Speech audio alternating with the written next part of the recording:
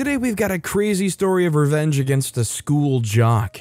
We'll get into that in a bit, but first, how I dealt with my coworker and work friend for sleeping with my boyfriend. When I was younger and still fresh in my relationship with my boyfriend, now husband, I worked in a diamond store in the city. I got the job after I was recommended to the store owner by the woman whose jewelry store I worked in since I was a teenager. She had just gotten married and was selling her store to reopen a new one in her husband's home country. The news of her relocation hit me very hard. At the time, I had fallen out with my parents because I stubbornly refused to go to college. I honestly thought I was never smart enough for college, and I also think it was a waste of my time. I lived with my best friend from high school in her parents' home, and I was struggling to save out of my meager salary to be financially stable enough and finally afford to rent my own place. I knew my boss was getting married to someone from a different country, but I had hoped it was just one of her usual engagement gists. My ex-boss was known for getting men to propose to her, leaving them, and keeping their rings. In her defense, I think that she was just misunderstood.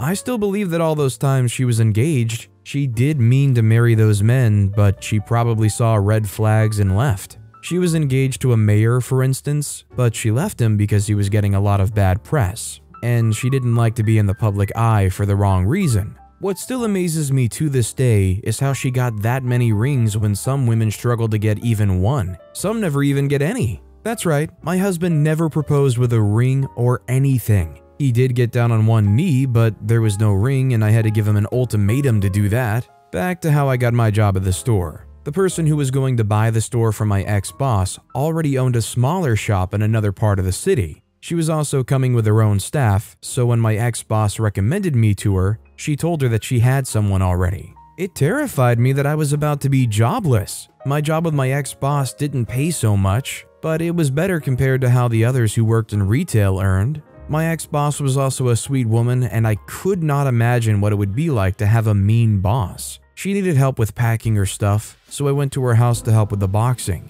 "You don't look happy," she observed. I said, "No, I'm not. I'm happy for you, and I'm glad you met someone so amazing, but I'm about to be unemployed. I'm considering going back to my parents. Maybe leaving wasn't a good idea after all." She said, "No, honey, don't go back. Trust me, there's a lot of mental work that needs to be done.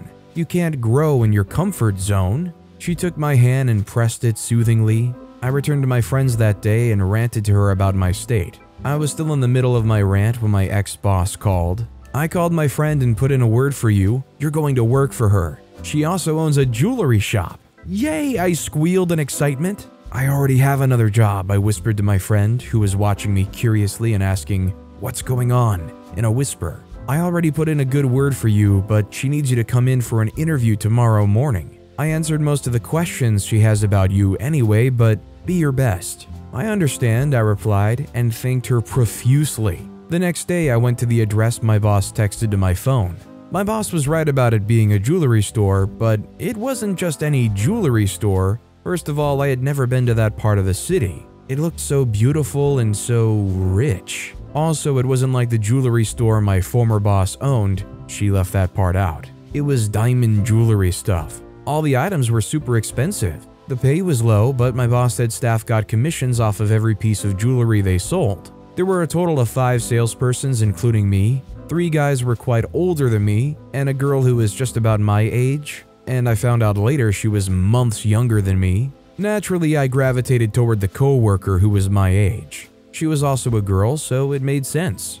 Working with her was nice because she was very ambitious and knew a lot of rich people. She was adopted by her uncle, who was a very rich dude, so she knew people would want to buy diamonds. She showed me the ropes and taught me how to network properly. She even took me along with her to parties so I could meet celebrities and socialites. With time, I learned to make sales and randomly slip into conversations that I work at a diamond jewelry store and could help people source for diamond jewelry. I could be talking to someone and they'd mention that their boyfriend has been talking about marriage, and I'd quickly mention that we sell unique diamond rings. She taught me that. She was a very smart young woman. I give that to her. Her mom died when she was a lot younger and she never met her dad, but her rich uncle adopted her. She always told me that her uncle's wife never really liked her. She didn't even want her to be a part of their family. Naturally, her uncle loved his biological children more than he loved her. She always felt out, so she learned very early to network, to make friends with the kinds of people that could help her. She also learned to use people, and she was so good at these things that she nearly always got whatever she wanted. She told me about our boss, the store's owner. I got this job because her husband put in a good word for me, she had told me. Mind you, he tried for 6 months to make me his mistress. She didn't seem like someone who would turn down an offer to be a mistress to a very wealthy man. She was very money conscious. She held tightly to money and would do anything for money. She never hid the fact that she was obsessed with money, and I guess it came from her being terrified of being poor. At that time, I thought it was an endearing quality for a woman to have ambition and be willing to chase her goals ruthlessly. Now that I'm talking about it, she did seem like someone who was simply extremely selfish and would go to any extent to get whatever she wanted, even if it meant hurting people she cared about in the process. Why did you refuse? You'd make a lot more money from being his mistress than working for his wife in her diamond store, I told her. You think I don't know that? I do, and I would have loved to do it, but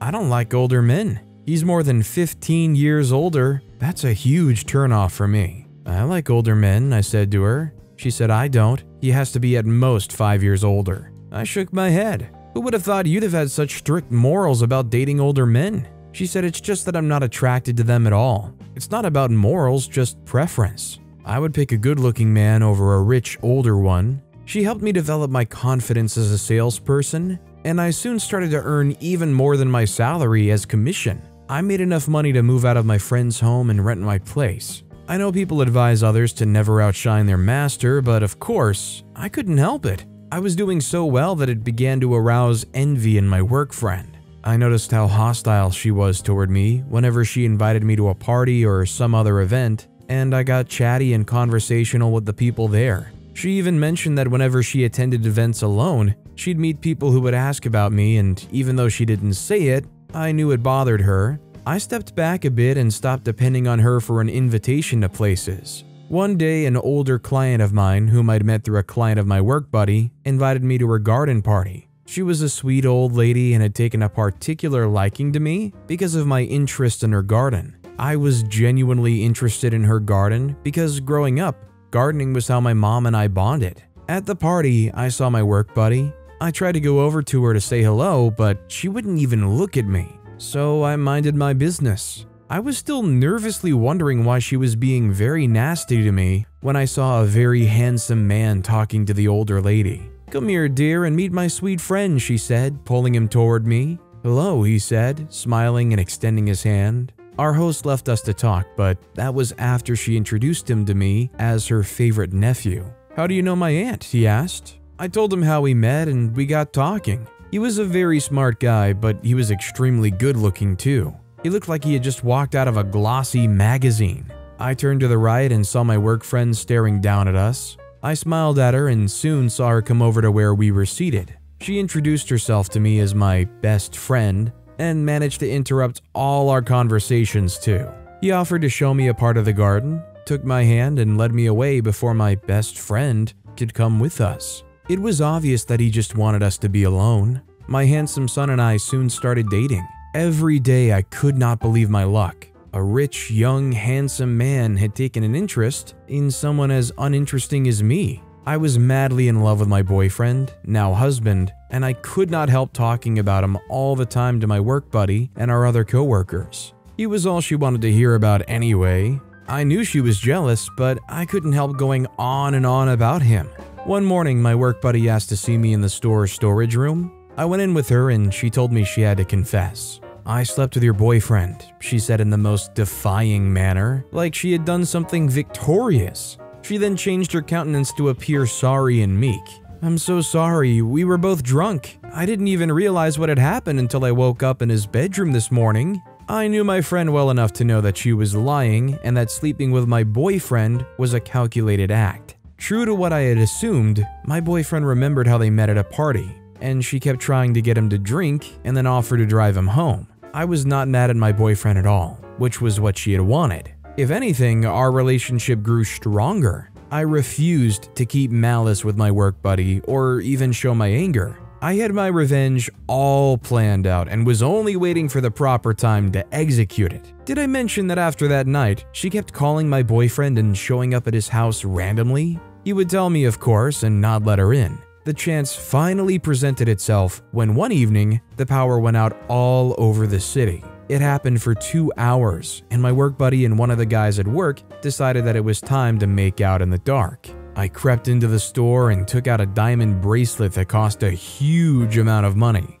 I knew the combination to her locker from helping her do stuff all the time. I also knew that after we were no longer on good terms, she changed the combination and replaced the last number. We had lockers because my boss would not let us bring our purses into the store. I unlocked her locker and hid the bracelet in a corner of the locker. I knew her very well. She was very reckless and hardly observant. She was smart, but she could never bring herself to think calmly enough to take note of whatever was happening outside of her. As I predicted, she never noticed the bracelet. 3 days later, my boss invited the police to the store. She had noticed the missing bracelet and had asked us many times. My friend had even told everyone that she was probably lying about a missing bracelet and was only being a drama queen. The rest agreed with her until our boss called the police. They decided to search our lockers first. While they searched, my boss threatened to make sure anyone who had stolen her bracelet goes to jail. I'd know my diamond anywhere, so don't even think you can sell it. That was a unique piece. She kept ranting until the police found the bracelet in my coworker's locker. Of course, she denied it, but no one believed her. She already had a not-so-good reputation anyway, so it made sense. My boss didn't like her anyway. She did like that she brought so many customers, though. My boss was going to take legal action against her, but it was a dead cause. She had no proof other than the bracelet being found in her locker. Also, the bracelet was still on the premises. She wasn't arrested, but my boss fired her, of course. My boss was a blabbermouth, and she told everyone that cared to listen that my friend stole her bracelet. People don't like to offend the rich, so many people avoided her. It was so bad that she had to leave the city. I'm surprised to this day that she did not confront me. I'm sure she knew I did it. It was something she could do anyway. She probably just realized she got played and decided to let things be. I mean, to be fair, to end up in that position and only get fired with no other reprimand, no legal action, they probably got off pretty well. I mean, they could go around accusing anybody they wanted, but maybe they were aware enough to know whether or not they want to point fingers. They already couldn't be proven that they stole it to begin with. How would you ever prove that somebody else plotted against you too? That said, our next story is Jock spreads a rumor about me in school, and I spread an even bigger rumor about him. There was a time when I cared so much about what everyone thought about me. I used to overthink everything. How I looked, the clothes that I wore, the food I ate. I spent a great part of my day thinking about these things. The crazy thing is that I never thought about these things for myself, but how it would look to others. How would it look if I did this? Or would they laugh if I said that? Trust me, it is a really crappy way to live. I eventually stopped living my life according to other people's standards. One of the major things that helped me with this transition is when I learned that everyone has a degree of narcissism. Nobody truly cared about anything but themselves. Sure, they'll laugh at you when you do something wrong, but 1 day, 2 days, they would have forgotten and be back to being their self-absorbed selves. I never realized this until I had to face one of my worst fears. That is, being the topic of discussion in school. For something I didn't do, by the way. It all happened because I decided to fall for a jerk. High school was a tough period for everyone. There were so many things to pay attention to. Besides the fact that we had to focus on our books and get good grades to get into prestigious universities, we also have to be socially inclined. You have to go to parties, be on every popular social media, hop on every trend. If you didn't do this, especially in my school, you'd be treated as a pariah, no matter your academic achievement. I was one of the biggest pariahs in school. I was the type who cared too much about my academics, that nothing else mattered. Not social media, not parties, not romantic relationships. It wasn't like I didn't care about these things. Of course I did, but everyone else did, and I constantly hated the fact that I had to choose my academics over everything else every time. This was because of the type of home I came from. My dad puts much pressure on us to do well in school. He never had the opportunity to go to college, and he doesn't have the financial capabilities to send us all to college on his own. So we had to go by doing well in school and getting scholarships. I couldn't focus on getting good grades in school and also have an active social life, or at least that's what I thought all along. After the end of the sophomore school year summer holiday, we all came back to school ready for junior year. The first period for the day was AP English, and while I was in class, listening to Mr. William drone on about the importance of prehistoric literature, the door opened and the principal came in with a new student. She introduced herself as Anna, and she moved from California. She was really pretty, and I thought she looked like the type of girl that would fit in easily with the popular and party kids. She sat at the empty seat beside me and said hi. After the class, she asked if I could give her the school tour, and I said yeah. During that lunch break, we decided to meet up and I showed her around the school. We used the remaining time to get some lunch in the cafeteria, and we talked. I asked her what California was like, and we spent the next few minutes talking about her school. It was really nice because I kind of thought she was going to be like the other popular kids who were so stuck up and wouldn't talk to anyone below their class. The next few days we started to hang out more. I quickly learned that she was a bookworm like me, which kind of explained the whole reason why she started talking to me in the first place. She joined the science club on our third week at school, and next the quiz club. She was an even bigger nerd than I was. Even I wasn't on the quiz club. By this time, I thought I had Anna all figured out. She was a nerd like me and nothing more. I was shocked to find out that it wasn't the case. As the weeks went by, Anna started to expand her circle of friends. She made friends in the science and quiz club first, and after that, she started hanging out with a girl in the cheerleading squad, and then some guys in art class. Within a month, she had started to hang out with some of the popular guys and girls. I received the shock of my life when one day, during lunch break, I went to the cafeteria and saw her seated with the basketball jocks at their table. How was that possible? My first answer was that she was pretending from the beginning. She was never a nerd. A person's true character always resurfaced, no matter how well they tried to hide it. But this wasn't true either. We had a chemistry pop quiz one time, and when we compared our results, I was shocked to see that we both got an A. I spent the rest of the day thinking about how it was possible. She was extremely social. Just a few weeks after she joined the school, she had already been invited to lots of parties, and she hung out with the popular guys. She's even in a kind of a relationship with one of them. Obviously, it piqued my curiosity.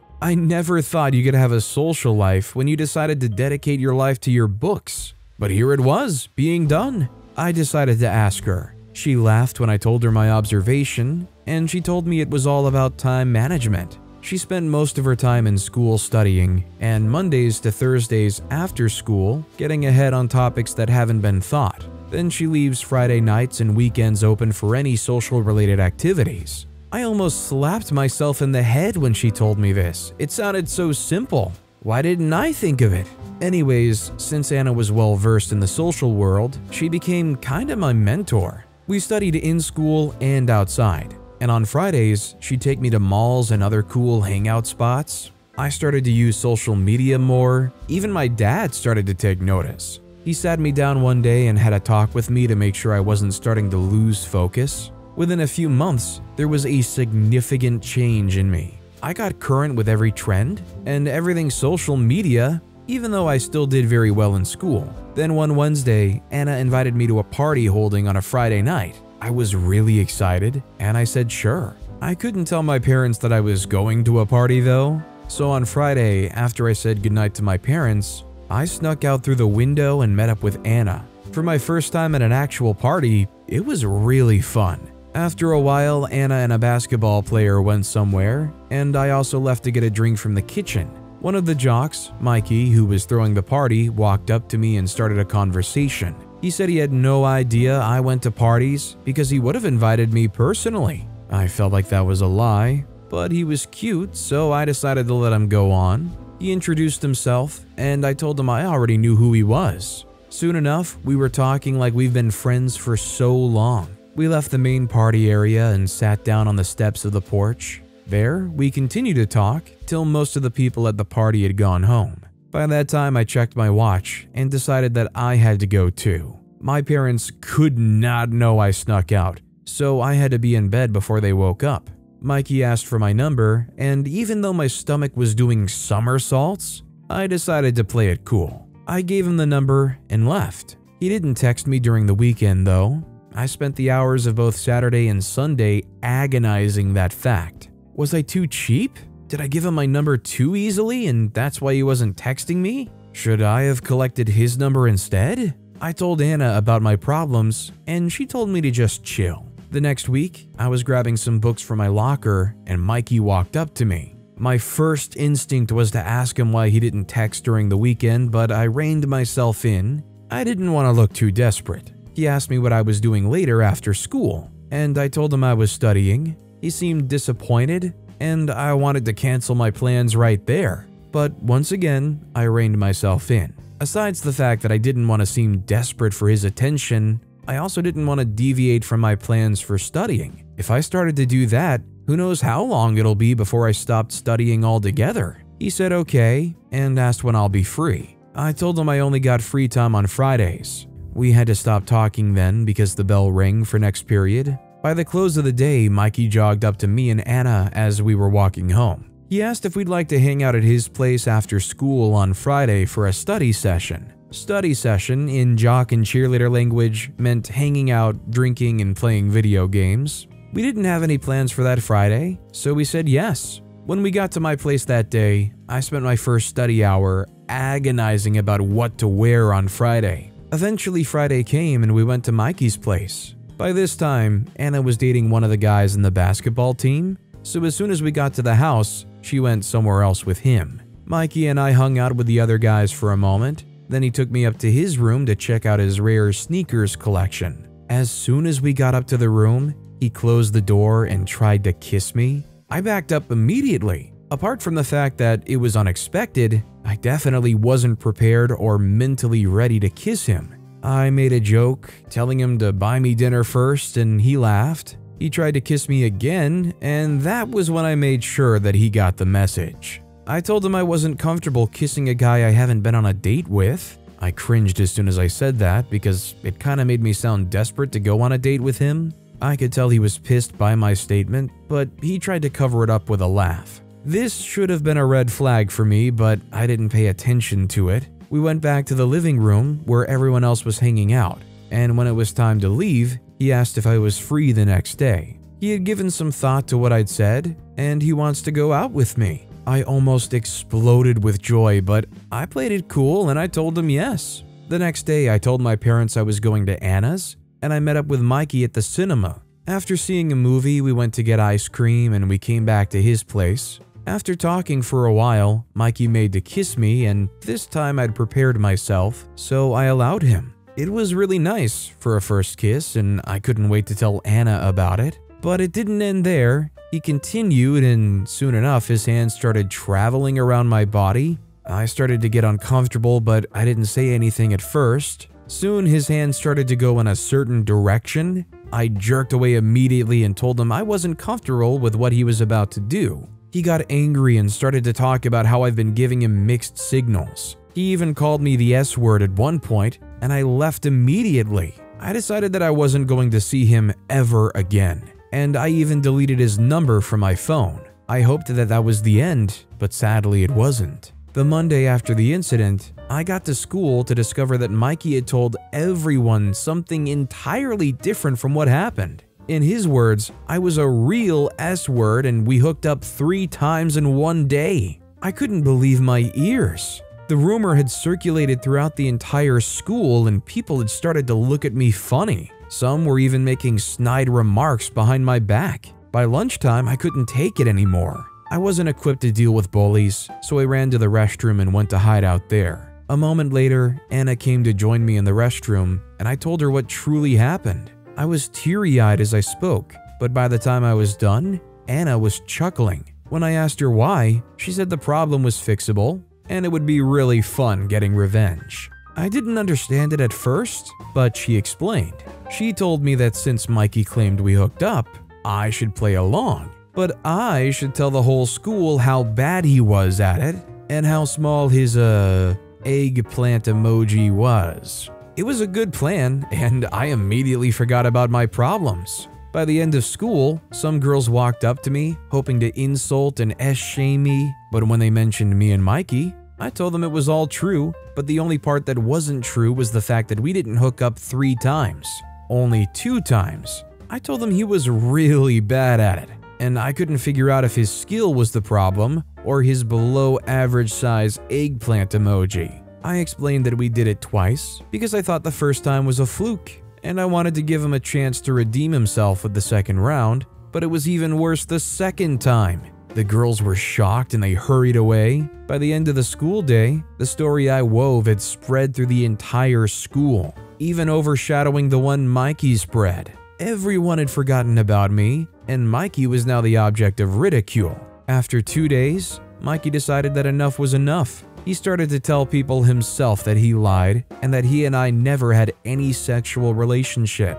He also apologized to me about the rumor, and I forgave him. That was the last time I spoke to him though. I mean, fight fire with fire. If he's not okay that you didn't consent enough to try to go around and damage your reputation, you'd do the same thing right back to them. He created that false foundation. All you had to do was help establish it even further. But with that being said, that's all the time we have for today. Now, if you want to hear another crazy revenge story, check out that video on the left. Or if you missed my latest video, check out that video on the right.